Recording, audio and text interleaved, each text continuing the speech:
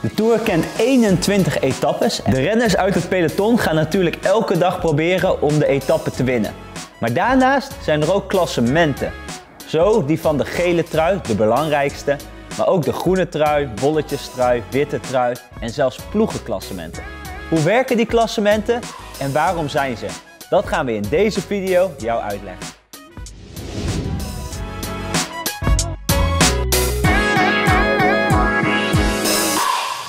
De gele trui, of hoe de Fransen het ook wel noemen, maillot jaune. De belangrijkste trui uit de Tour de France. Deze wordt uitgereikt aan de renner die in het klassement het minst tijd heeft gedaan over alle etappes bij elkaar opgeteld. Het kan dus zo zijn dat je de gele trui draagt of wint zonder ook maar één etappe te hebben gewonnen. Hoe dat kan is door bijvoorbeeld dat er in een sprintetappe waarbij iedereen in dezelfde tijd over de finish komt, je 80ste wordt, maar wel dezelfde tijd hebt.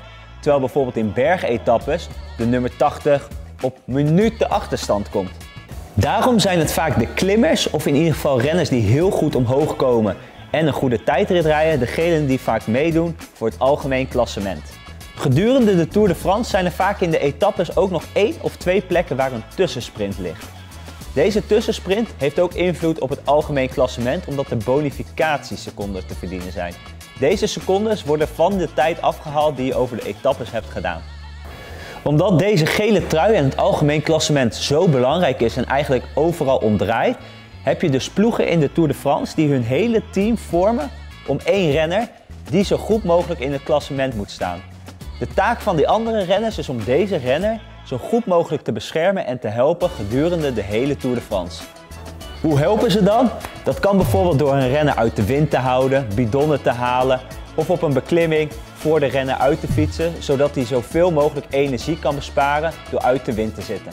Degene die na 21 dagen de minste tijd heeft gedaan over de hele route door Frankrijk, mag op de Champs-Élysées in de gele trui gehesen worden.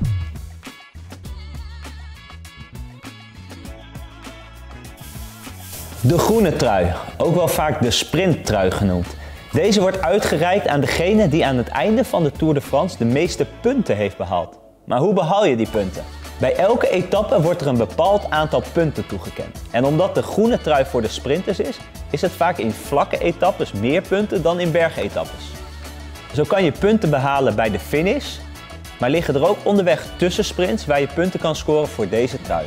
Het puntensysteem bij een vlakke etappe ziet er ongeveer zo uit. De groene trui wordt wel de sprinttrui genoemd, maar de laatste jaren zie je toch dat de groene trui vaak ook wel naar iemand toe gaat die goed kan klimmen. Dit komt omdat heel veel etappes toch nog best wel over heuvels heen gaan en sprinters gelost kunnen worden. En als je een etappe geen punten scoort, lig je direct best wel ver achter. Een goed voorbeeld hiervan is bijvoorbeeld Peter Sagan. Dit is een renner die zowel in de massasprints meedoet voor de ereplaatsen, maar ook als er geklommen wordt nog goed mee kan doen en onderweg punten kan scoren bij de tussensprint of in bergetappes. De bolletjestrui. Deze trui kan je herkennen aan de witte trui met de rode bolletjes erop. Deze wordt toegekend aan de beste klimmer.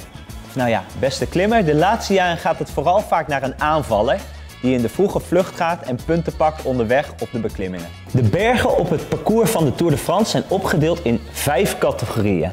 Die gaan van de 4e categorie, 3e, 2e, 1e tot en met horse categorie. Wat betekent buitencategorie. Dit zijn de zwaarste beklimmingen tijdens de Tour de France waar ook de meeste bergpunten te verdienen zijn. De renner die aan het einde van de Tour de France de meeste punten heeft gehaald tijdens deze beklimmingen, wint dus uiteindelijk de bolletjestrui. Maar hoe gaat dit nu uiteindelijk in de praktijk? De beste klimmers tijdens de Tour de France zijn vaak ook degenen die meedoen voor de gele trui. En omdat deze trui belangrijker is, slaan ze soms wel de bergklassementen over. Deze renners besparen dus vaak energie voor het einde van de etappe. Maar tijdens de Tour zijn er ook best wel veel beklimmingen aan het begin van de etappe. Dus als jij vaak in de kopgroep zit door aan het begin van de etappe weg te rijden, kan je heel veel punten sprokkelen. Dus dit is eigenlijk ook wat in de praktijk best wel vaak gebeurt. Dat iemand die net niet meedoet voor het algemeen klassement, voor de gele trui dus, maar wel heel goed kan klimmen, vaak in de aanval gaat en onderweg heel veel punten pakt voor dit bergklassement om uiteindelijk hier hoog in te eindigen. De organisatie van de Tour de France wil natuurlijk dat het bergklassement ook daadwerkelijk naar de beste klimmer gaat. Dus zij zijn de laatste jaren hard bezig om te proberen om de puntentelling in het voordeel te brengen voor de echte klimmers. De klassementsmannen dus ook.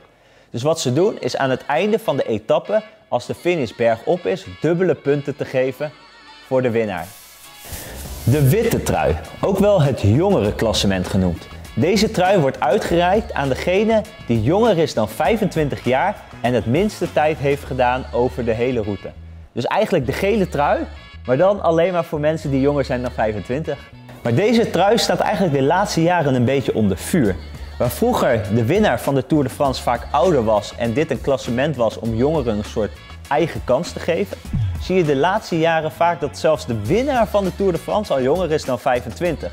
Dus de vraag is eigenlijk, waarom moet er dan nog een jongere trui zijn? Ik vind voor allebei wel wat te zeggen, want die jongeren die de Tour winnen zijn natuurlijk vaak uitzondering op de regel.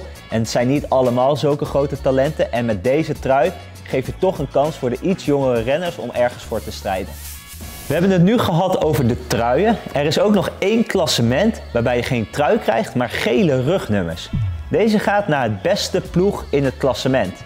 En hoe dat wordt bepaald? Dat is aan de hand van de eerste 3 renners die over de streep komen in iedere etappe.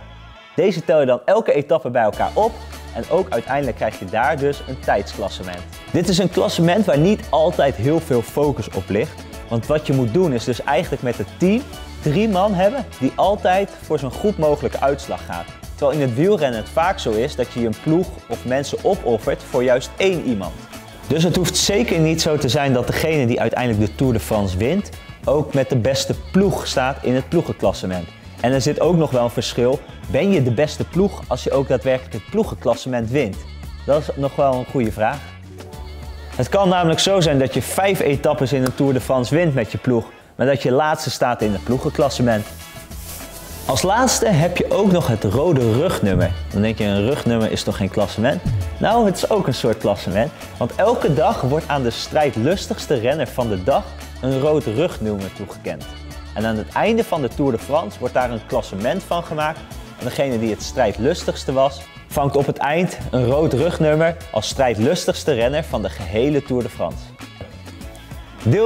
Deel het dan vooral met anderen in de reacties, zodat iedereen weet wat de mooiste plekken zijn om naartoe te gaan van deze Tour. En vergeet ook niet om even